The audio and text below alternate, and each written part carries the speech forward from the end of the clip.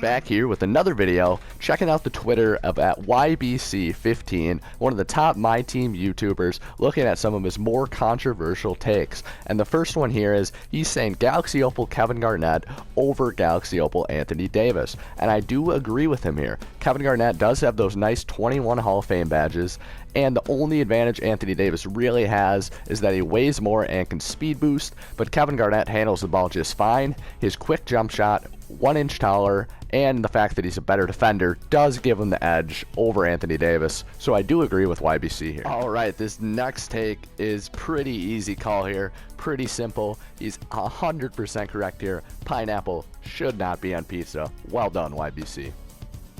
Up next is one of the more brutal takes I've seen on Twitter in a long time, ranking these 4 point guards: Terry Rozier, Fred VanVleet, Jordan Clarkson, and Derek White. Fred VanVleet is heads and shoulders above the other 3 people on this list, and Jordan Clarkson should be heads and shoulders below the other 3 people on this list, yet they're both in the middle somehow. Terry Rozier is really just remembered from that one Scary Terry playoff run. Other than that though, he's a good defender and sometimes a decent scorer, and is all in all just a pretty mediocre point guard. Rating him over Fred VanVleet is just silly. Derek White, I would also take over Terry Rozier any day of the week. Derek White can put the ball in the hoop and is an absolutely fantastic defender. So what this list should be is Fred VanVleet number 1, Derek White number 2, Terry Rozier 3, and Jordan Clarkson number 4. Alright, a couple of takes here, and the first one I absolutely love.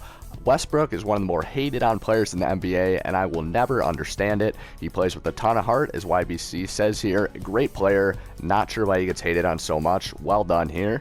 Now he says underrated Draymond Green.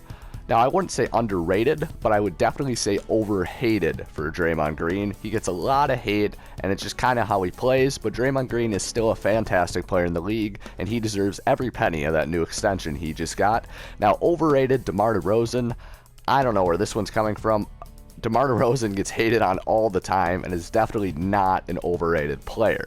Now going down to his bottom take, MJ, Kobe, and LeBron for people you could individually call the GOATs.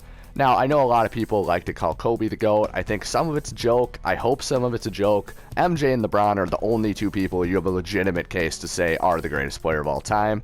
I don't mind Kobe being brought up in the top 3. Kobe did play not that long ago and is an absolutely fantastic player. So, nothing wrong with this take. Let's move on.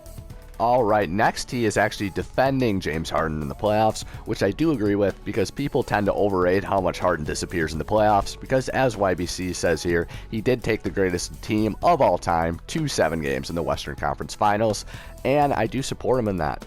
Now then he goes on to bash DeMar DeRozan a little bit, which some of that is fair and some of it is a little unfair because he did run into prime LeBron James, who is arguably the greatest player of all time. But then when you continue, it gets a little unfair, saying he couldn't take the Spurs past the Nuggets alongside LA in his prime. LaMarcus Aldridge is not anywhere close to his prime, and the Nuggets were a much better team than the Spurs. That is not a fair take at all. Alright, this next take is comparing Anthony Davis and Joel Embiid. YBC is saying that Joel Embiid isn't even close to the same player that Anthony Davis is, which is simply not true. His first point that Embiid hasn't led the league in blocks yet is pretty irrelevant because Embiid is a very, very, very good shot blocker, and the fact that he's been injured is the only reason he hasn't led the NBA in blocks yet. Now going to this next point, Embiid is bigger and stronger than Anthony Davis, which is true. AD is, however, more athletic.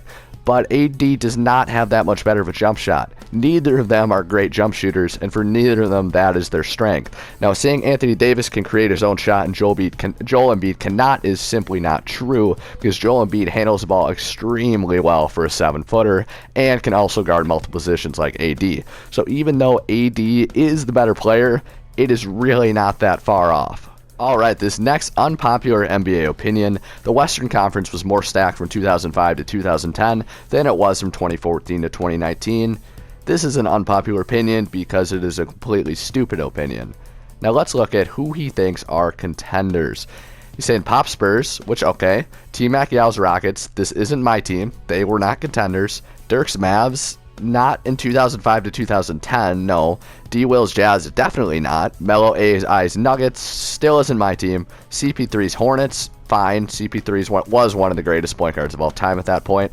Nash's Suns, No, not really. Ray Allen, Rashard Lewis, the Sonics, definitely not. And then Kobe's Lakers, of course, were contenders. All of these teams were championship contenders. No, they were not. I'll give you 3 or 4 of them, perhaps. And now he's saying from 2014 to 2019, you have the Warriors, Rockets, Trailblazers, and Thunder. In 2014, the Spurs were the #1 seed, and I do believe won an NBA title. The Clippers, for a long stretch of this year, were all very, very good teams. Blake Griffin, CP3, DeAndre Jordan, they were top 3 seeds in the West. So that right there is just 6 contenders, just going by this, compared to at most 3 or 4 from 2005 to 2010. He then goes on to say he was just naming teams who were very competitive in the West from 2005 through 2010, when he literally just said he was naming teams that were championship contenders. Championship contenders and being competitive are not even close to being the same thing. So now for naming teams who are competitive in the West from 2014 to 2019, I think we can come up with a lot more teams, because you start throwing in teams like the Jazz, you start throwing in teams like the Mavericks, and then you realize 2014 through 2019 is far more stacked in the Western Conference. All right, and now we get into this next absolutely ridiculous take, saying, why does Kyle Kuzma have an 84 if Mike Conley has an 87? The fact that Kyle Kuzma has an 84 is extremely questionable. Kyle Kuzma having anything above an 81 or an 82 is really pushing it. Don't get me wrong, Kyle Kuzma is a pretty good scorer, but he's also a negative on defense and a negative playmaker who doesn't really do anything but score, playing on a team that you got to remember LeBron was hurt for most of the year, and when LeBron does play, LeBron for his entire career has made his teammates better. So saying he scored that many points even though LeBron was on the team is not a good point at all. Kuzma is a scorer, and that is it. So 82, 83 overall. I'm actually fine with an 84 overall. Now, Mike Conley having an 87, I'm also fine with. I think these are both very accurate ratings. Mike Conley continues to be one of the most underrated players in the entire NBA. Fantastic passer, great defender, and also a very, very good scorer. Mike Conley is still one of the top 10 point guards in the NBA, and people like to forget that. Now, he then goes on to say, especially if 2K wants ratings to matter next year, I don't really know what that even means. Kuzma is a better in real life, and I won't argue that he's a better 2K player because he's 6'9", but these ratings are about how the player actually is in real life. Now, saying Kuzma is better in real life is just not true, and these ratings, I think, are actually very accurate.